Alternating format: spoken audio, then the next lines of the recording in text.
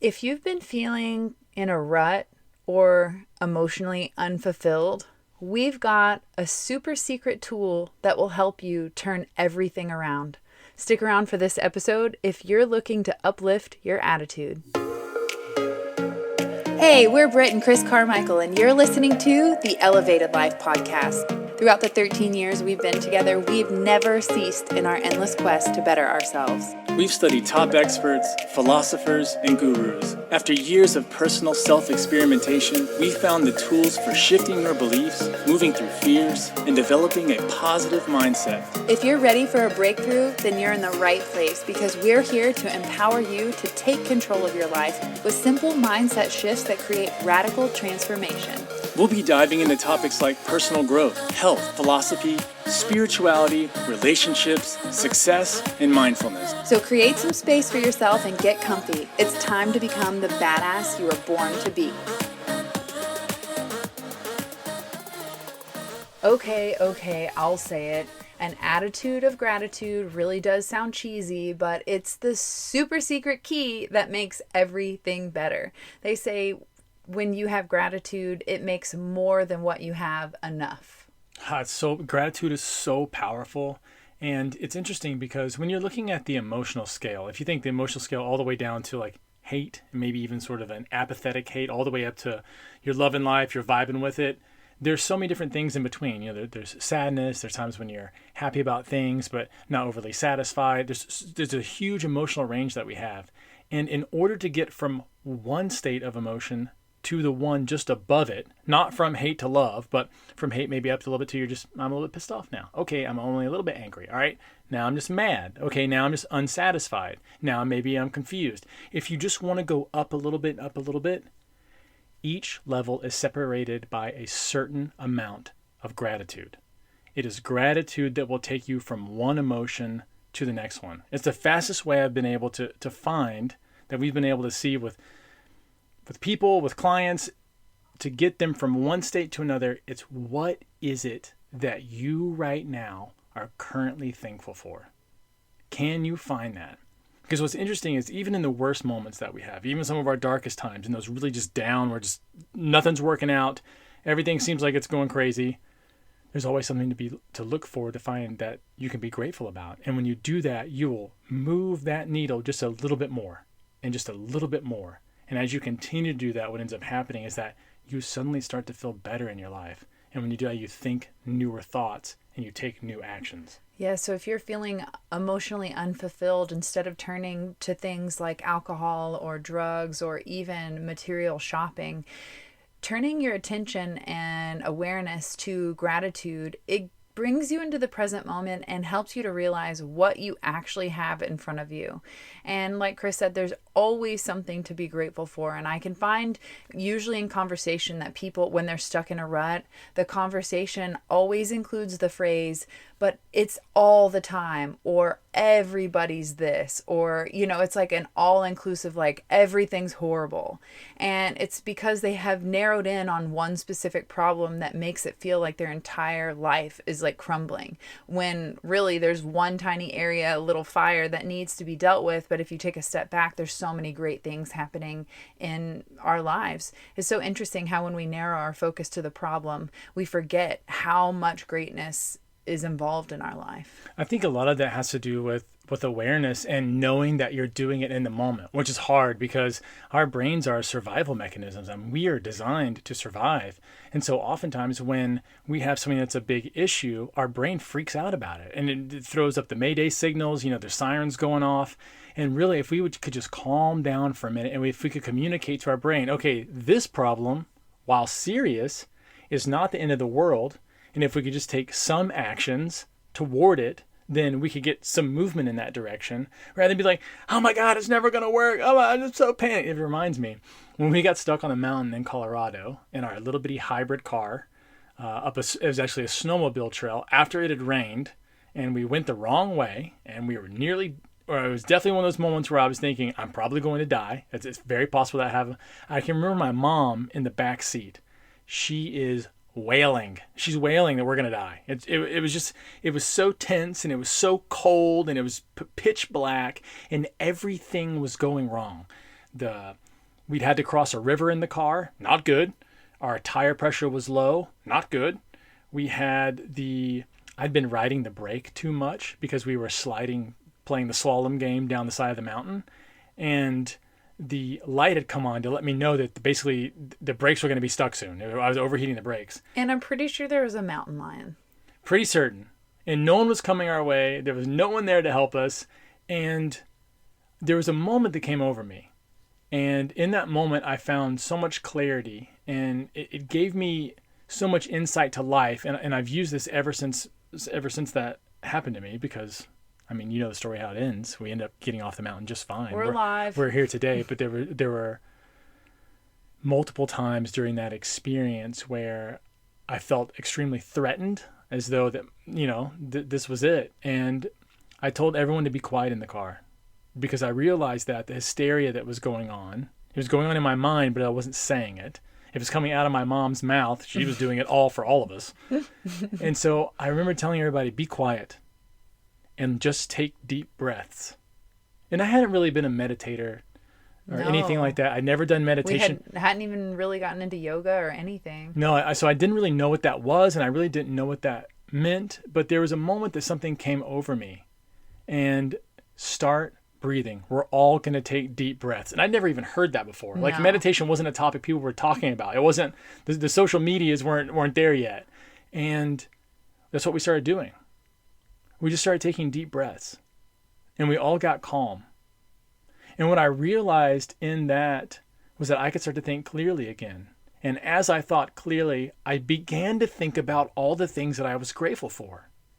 So I thought, if this is going to be my last moment here, I'm not going to think about the fear that could be inside me, because that's not going to help me. That's not going to be my last memory. I thought about, what is it in my life? And I'm not having flashbacks, not remember every little thing I messed up on in school, or none of that mattered in that moment. It wasn't like a life reviewing stage. It was just like, what am I thankful for? And this was like the first trip that I'd ever had really into the mountains. It's the first trip that I'd taken with Brit and my mom. And I started thinking about like how much I just appreciated them. And it changed my focus. It moved everything for me. I went from, oh my God, I'm going to die, to look at these people that I love there with me. Like, look, this is beautiful. I can't believe we even have the opportunity to be traveling up here, to be visiting somebody in Telluride, Colorado, and be, you know, staying in $1 million home kind of a, you know, it was just, we had an incredible opportunity that we took advantage of. And I started to remember like, oh my gosh, life is so full of opportunity. And in that moment, we started to figure out how to get down off that mountain. We started to figure out that we couldn't go forward in the car. We had to turn it around. And so everything that seemed like it was going to be an obstacle suddenly became manageable.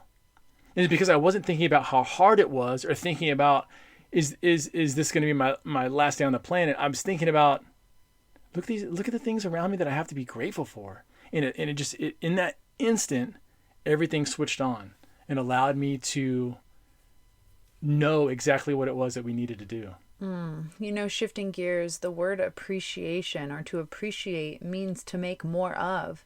And I feel like, knowing that was your perspective, what we began to focus on in our life after that experience really did bring more of the connection, the deep relationships, the, just like the understanding, just being present together. What else was even more after that experience was that I felt like the connection that we grew was to ourselves. And I don't mean to each other, even though that definitely did happen. I meant to our individual selves. Mm-hmm. Like, I started to listen to the internal voice that had always been speaking to me, but that I'd been ignoring.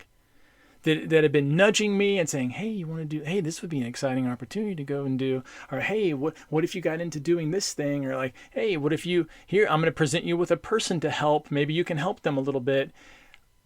I had been ignoring that in so many ways and trying to just brute force will my way and like out strategize and outthink, like as though I'm like the smartest guy alive. I'll just figure it out and it'll just be there. And in that moment, it was surrender. Like, I didn't know what to do when we were trapped. I'd never been trapped on a mountain before. I had no clue what was going on. Hell, it doesn't even snow where we live. I don't know how to drive in snow and ice and things like that. We don't even have a hill. It's not something that I've done before, so I don't know how to do it. And so in that moment, the only thing that I could do was to let go of all of the logic and to just say, I surrender. If it's it, it's it. And to be okay with that. And it was interesting because like that, it led me so much more to listening to myself and to realizing that maybe it is a few deep breaths that I need sometimes. Maybe when I do stress out, when I do freak out, when I do get in that moment, to take those breaths. And in those few breaths while I'm doing it, can I think about what matters? We have a rule around our house, if it's not going to matter in 5 years, then you only have 5 minutes to talk about it, complain about it, be mad about it, be pissed off. You got 5 minutes. And so if you can vent that out and let things go, if you don't tuck it down, and if you don't continuously hide your feelings or emotions, and you let them come out, but you don't entertain them for forever, how much better you feel. And while you're doing that and you're thinking about what matters in your life, you start to notice a deeper peace. You start to notice that there's something that's inside you that's beneath all these layers of thought. It's beneath fear. It's always this subtleness that's there. And it seems like that subtleness to me almost is immortal because the circumstances don't change it. It's easy for our mind to get changed by whatever's happening, whether we're enjoying it or not enjoying it, or we could be doing something better, or this is not as fun as I thought it would be.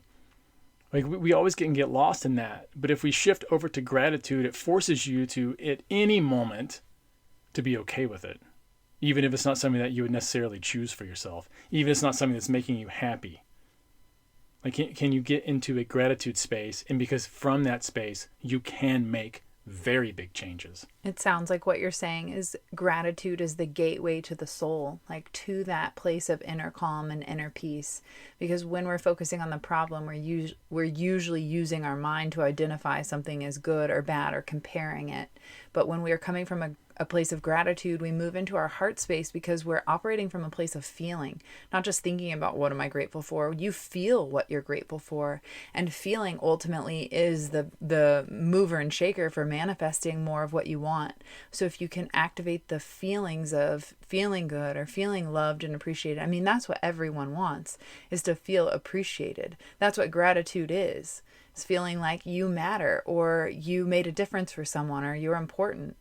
And so I feel like it kind of taps back into the soul's purpose of being of service. It's something funny too, because after we got back from that, I started doing this. It's been more of like a ritual for me. It's every Friday I text message my mom. And I'm not a big phone person. I probably take 1 to 2 phone calls a month.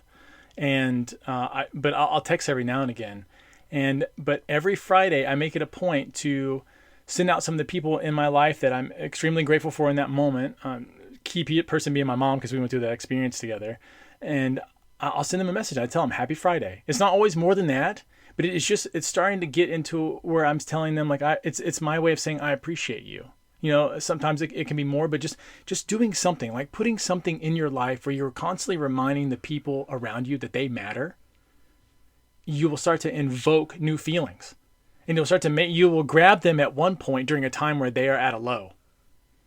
And you'll be able to say something to them because you're appreciating them while they're in that low, that they go, oh, life's not as bad as I thought it was. Maybe they're on their metaphorical mountain. And maybe they need to figure out a way to come down. And so sometimes having the gratitude and expressing it to somebody, not just saying it in your head necessarily, but expressing it to somebody may pull them down from a place where they need that help. I need it in that moment. No doubt. Dang. One of the fun ways that I like to express my gratitude and appreciation for people is sending them cards in the mail. I grew up in the country, and I think this is why I just recently had this epiphany, why I love getting cards in the mail so much, or just mail in general. I lived out in the middle of nowhere, country town. There was less than 200 people in my town, and we lived really close to the post office. And finally, when I got old enough, they gave me permission to walk to the post office and I could go check the mail. And I felt like that was such a big girl thing that I get to go do now on my own. I'm independent and I can go get the mail. And I just always remember going in and talking to the postman and being because I couldn't even reach the mailbox, it was one of the top ones. And I would go in and ask for a mail and he'd bring it to me. And I just always enjoyed that. So there's something really special that ties back to my childhood childhood about how good it made me feel to receive mail. Like, oh my God, I'm important, I'm getting mail. Even if it was just an advertisement with a couple of highlight stickers, I was super pumped anytime something came in the mail. And I feel like, now it's a little different, like bills, and we have email and all the things, like we communicate electronically. So I think just taking it old school and sending a card to show my appreciation really like it's like one step further. I'm not saying text messaging and letting people know isn't a great way. Like, it's absolutely a wonderful way. But when I really want to put in some effort and people know and feel that, for me, I like to send cards. I think this is important the same way in that I like to compliment people. It has to be genuine, but it can't just be something where it's expected. So it's not just about sending cards on Valentine's Day or an anniversary or Christmas or something like that. It's about doing it randomly. It's when the person is not expecting it. Because what ends up happening, especially for Brit, because she sends cards a lot, is she'll get a text message back. And this will be a person that we haven't talked to in maybe a month, 2 months, and maybe even a year. Brit sends out a card, and a little while down the road, what will end up happening is she'll get a message back and say, hey, when you sent me that card, I really needed it that day. My car broke down and stuff was, I couldn't get into work and I was supposed to do this presentation, and it's weird how the timing works on that kind of thing when you're putting the intention of how can I do something that would really just help somebody else? How can I do something that would really inspire them, or just to give them the good warm feels on, a weekday? And being able to hear how much it affects people, I think really turned me into a believer in that, because I wasn't into cards. I really wasn't into giving gifts, period. And then I watched what you were doing and seeing how it affected other people. And it made me think like, damn, that's really powerful for low cost. I mean, it only takes a minute or two to write a card out, and it doesn't have to be something complicated. Sometimes you just be like, hey, thinking about you. Hope you're having a good one. And that's it. It doesn't have to be some sort of long drawn out message, and it doesn't have to be complicated. It's just allowing that person to realize like you matter in my life. And you're important to me. And God dang, do people love that stuff. It's making me think of the experience we had earlier today when we passed the flight attendant. And I said, safe travels. She had her suitcase and she was all dressed up and ready with to go. Little pin. Her pin. Safe travels. And she just looked at us and said, yeah. Not thank you. So can you talk on people not even being able to receive appreciation and gratitude? Like, what blocks that out? I think sometimes what ends up happening is that we get into our own story, and then we start narrating our life inside our head. And when people come to us and they have, things that would really benefit us, like happiness or joy, and it doesn't coincide with the story that we're telling ourselves, we can't a lot of times hear it. And so we respond back in the way that we're living. And so that's what I thought when I saw her. I'm like, man, she's living. It sucks because I want to give the lady a hug, because you can just tell she's like just in a really negative space, and something's not. The airlines are crazy right now. All of the restrictions and all the things that they're having to go through. Like, I get it, and it's been challenging over the last couple of years for pretty much everybody. And it's such an important time to get out of your own story and to begin to allow people sort of to open up and be vulnerable.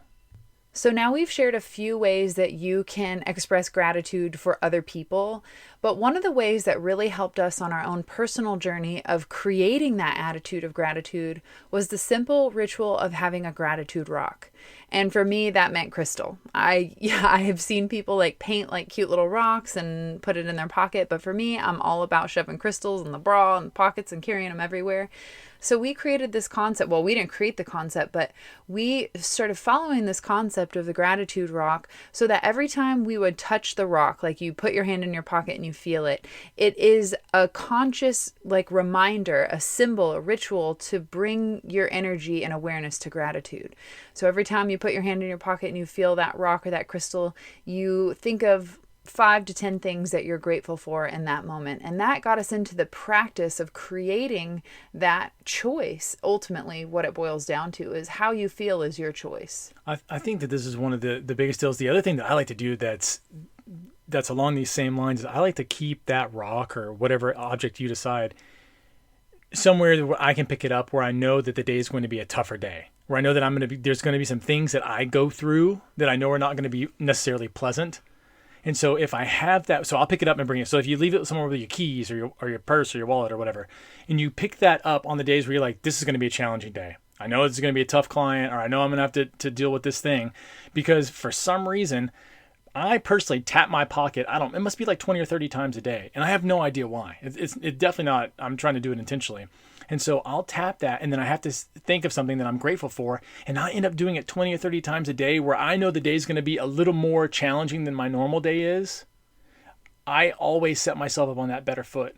Like, I'm always feeling a little bit better. So when I hit the challenging moment in that day, it's easier for me because I'm coming from a different kind of energy. It's not that I've not been looking forward to it all day. It's that I've been thinking about, well, I'm really happy about this. Well, this thing in my life's going really well right now. Man, I'm grateful to be able just to be here and breathe. I'm grateful for this little opportunity that I've got right now. It's like a different song that's playing in my head, so that when I show up, it's not as hard on me. I love it. I love the gratitude rock. The other thing that I really like doing is also having a gratitude journal. This is something that Brit talks about in her Oracle deck, is having a gratitude rampage where you just go bananas for a moment. And you don't have to even do this for a long time, just a couple of minutes of writing down. And you always want to taking something from inside your brain and then putting your hand to it, making it physical in some way. Just in the way we're writing cards out. We're taking thoughts that we have in our head and we're using a pen to bring them out into existence. With the gratitude rock, you're tapping it. So it's thought into physical and then back into thought of what you're grateful for. For the journal, it's the same way. Into emotion. Into emotion. It's the same way with the journal. It's not just you can think what you're grateful for. Sometimes that's not enough. You want to write it down. There needs to be that little bitty extra step. So when you do make it into a physical movement, your brain says, okay, it's like it's imprinted more. It's like the grooves of the record have been, filed down even more. It's like it's laid the path. And so when you write it down, same with your goals. When you write them down, something new happens. And so if you keep on these little gratitude journals, you'll notice that there's so many things in your life to be thankful for.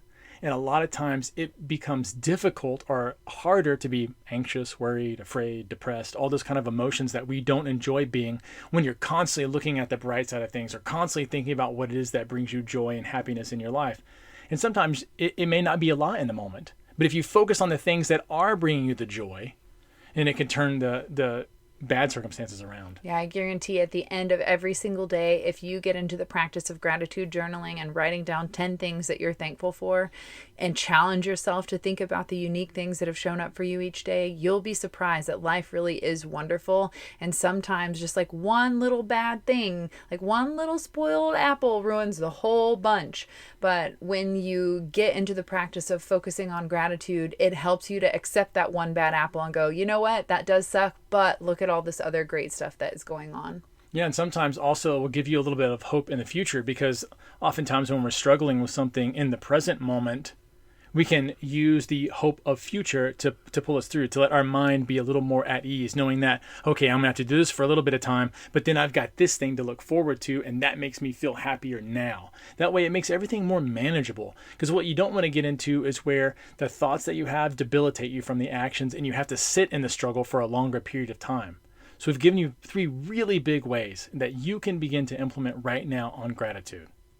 You got the journal if you want to do that at night. You've got the gratitude rock that you can do that's super simple. And you've also got sending out cards. I recommend, especially as we get into the holiday season, you start to think about the cards. You start to think about who are the people in your life that really matter, that have really helped you over the last year or two, who's been there for you, who's opened up new opportunities, and make sure that you're thanking them and telling them like how much they're meaning to you and how grateful you are to have them in your life. Oh my gosh, you know what? I really feel like this episode's going to launch on Black Friday. So if you're listening today and it's Black Friday, know that tinyprince.com does like 40% off for a Black Friday sale, and that's where I get all of my holiday cards every year.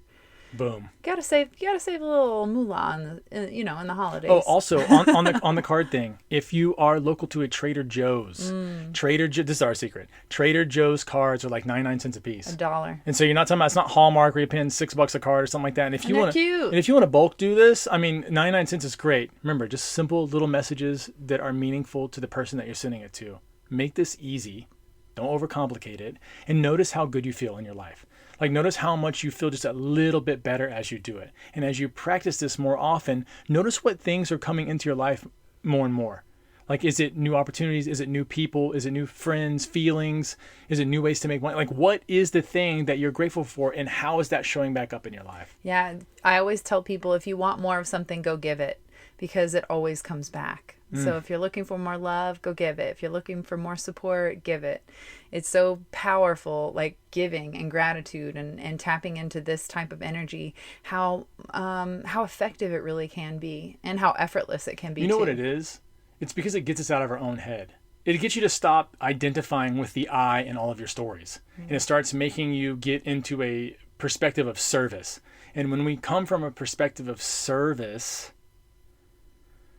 we stop being just internal. We stop focusing on just us. We start realizing that there is a bigger picture. We're more than just this little bitty story that we're telling. Yeah. Like you're not just an island. Like, this is a whole place, and we are connected together, and things can feel better, and we can do better as a collective. And showing up and doing your part in it is what helps all of us. And when you have a positive attitude, it just makes you more pleasant to be around. So there's that. We hope you love this episode all about gratitude. Okie dokie. We have loved sharing all about gratitude on today's episode. If you love this, please take a screenshot, share it on social, tag us at the Elevated Life Club, and let us know what you're grateful for. We will see you guys next week. Peace. Thanks so much for tuning in to the Elevated Life Podcast. Want more? Join us at theelevatedlifeclub.com for mindset upgrades, lifestyle hacks, and spiritual tools to elevate your soul. Each month features a new masterclass, meditation, yoga practice, and more to help you transform your life one step at a time. Come join the 7 or Above Club.